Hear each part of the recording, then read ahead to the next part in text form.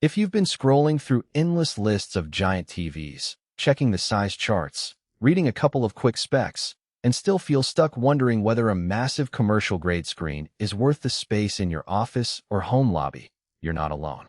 That hesitation is real, especially when you're balancing the cost of a premium 85-inch display against the risk of ending up with a screen that looks great on paper but feels out of place in everyday use. Link is in the description if you want to check the product details on Amazon.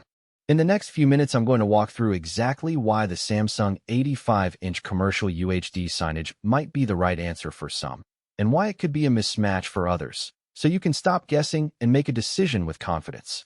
First off, let's set the scene.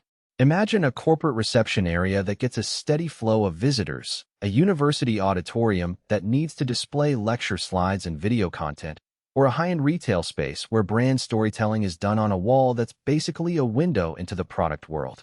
In those environments, you want a screen that can stay on for long stretches, show crisp 4K imagery, and handle a variety of content sources without looking dated after a few months. That's where Samsung's commercial line steps in. The model we're looking at is the 85-inch LH85QBCBGCXGO, which carries a few headline claims: an ultra-slim 28.5mm depth, dynamic crystal color that supposedly renders over 1 billion shades, and a quantum processor Lite 4K that does some behind-the-scenes image upscaling. Those sound impressive, but what really matters is how they translate when you actually plug the thing in. Who should consider this display? If you're a facilities manager tasked with outfitting a large public space where the screen will be a permanent fixture, the slim profile is a genuine advantage. Traditional commercial displays often sit on thick brackets, making wall mounting a hassle and eating up valuable interior depth. At just under 3 centimeters thick, this Samsung can sit almost flush against a wall, which means you can keep the visual line clean and avoid the TV on a box look that can cheapen a high-traffic area. The VESA-compatible mounting holes are centered, so most professional wall mount kits will line up without custom drilling. That saves both time and installation cost, something that many buyers overlook until the day of the build-out. Another group that benefits is anyone who runs mixed media content day in and day out.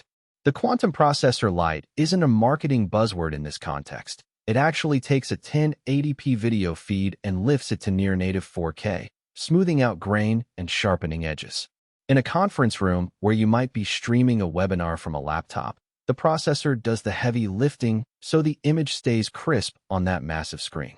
Likewise, in retail, where you may be looping high-resolution product videos alongside dynamic graphics, the processor helps keep colors vibrant without noticeable banding. Now, let's talk about the practical strengths. The dynamic crystal color technology is built on Samsung's QLED panel, which means the backlight can be finely tuned to produce deeper blacks and more accurate whites compared to standard LED panels. In a brightly lit lobby with overhead fluorescence, that extra color control can make a big difference. Your signage doesn't get washed out, and brand colors stay true.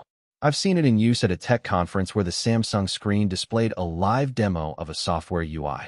The interface elements stayed sharp even when the ambient light shifted from daylight to stage lighting. Another hidden plus is the built-in home UI mode.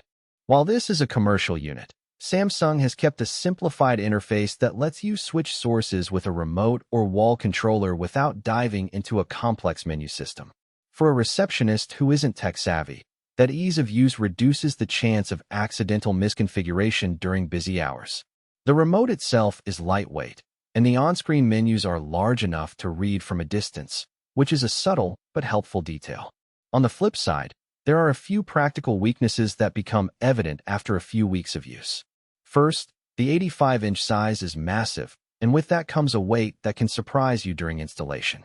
Even though the panel is thin, the chassis still tips the scales at around 150 pounds, so you'll need a professional crew or at least a very sturdy wall and proper anchoring hardware.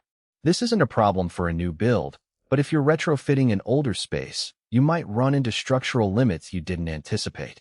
Second, the commercial version doesn't include a built-in tuner for over-the-air broadcast signals.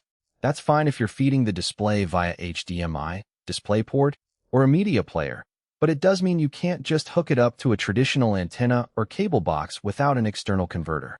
In a scenario where you want the screen to double as a TV for a waiting area, you'll have to factor in an extra device, which adds cost and another point of potential failure. Another consideration is